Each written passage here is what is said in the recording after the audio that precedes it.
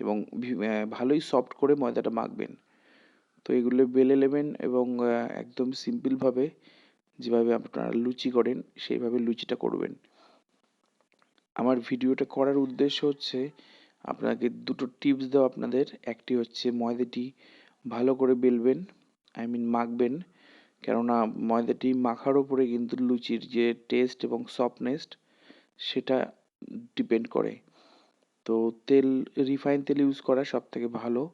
আপনি চাইলে যে কোনো হালকা তেল ইউজ করতেই পারেন। তো তেলটা গরম না হওয়া অবধি আপনি লুচিটি ছাড়বেন না।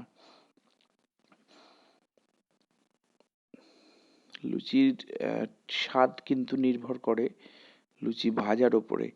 তো ময়দা মাখার সময় যতটা গুরুত্ব দেওয়া প্রয়োজন, লুচি ভাজার সময়ও ঠিক ততটাই গুরুত্ব সহকারে ভাজা প্রয়োজন। এটা নিশ্চয়ই আপনারা আমার থেকে বেশি জানবেন। তো চলুন দেখে নেই আমাদের লুচি কেমন হয়েছে। ময়দাটা যতটা নরম করে মাখবেন ততটাই ভালো ফুলবে লুচি।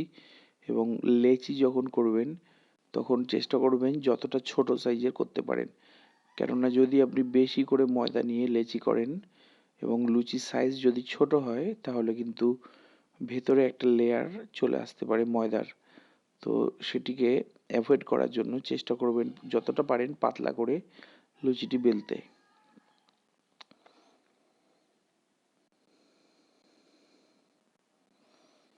আপনারা দেখছেন আমাদের চ্যানেল ফ্যামিলি কুকিং ভ্লগ। চাইলে এখনই চ্যানেলটি সাবস্ক্রাইব করতে পারেন।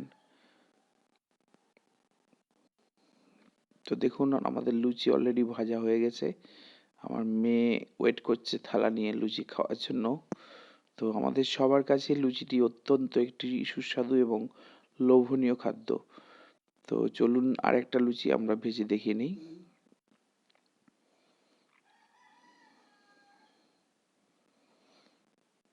আজকে আমরা খাবো অ্যাকচুয়ালি লুচি দিয়ে ছোলার ডাল। তো এই চ্যানেলেই ছোলার ডালের যে রেসিপির ভিডিও সেটাও আপনারা পেয়ে যাবেন, দয়া করে ওটা দেখে নেবেন। অত্যন্ত টেস্টি ছোলার ডাল এবং সম্পূর্ণ ঘরোয়া পদ্ধতিতে করা। বাইরের থেকে কিনে খাওয়ার থেকে একটু চেষ্টা করবেন বাড়িতে তৈরি করে খাওয়ার জন্য।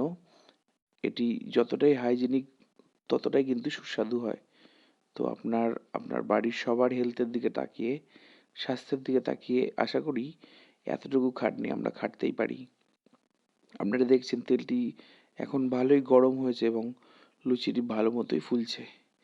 তো অসংখ্য ধন্যবাদ আপনাদের মূল্যবান সময় দিয়ে ভিডিওটি দেখার জন্য। ভালো লাগলে অবশ্যই লাইক এবং শেয়ার করবেন। ধন্যবাদ।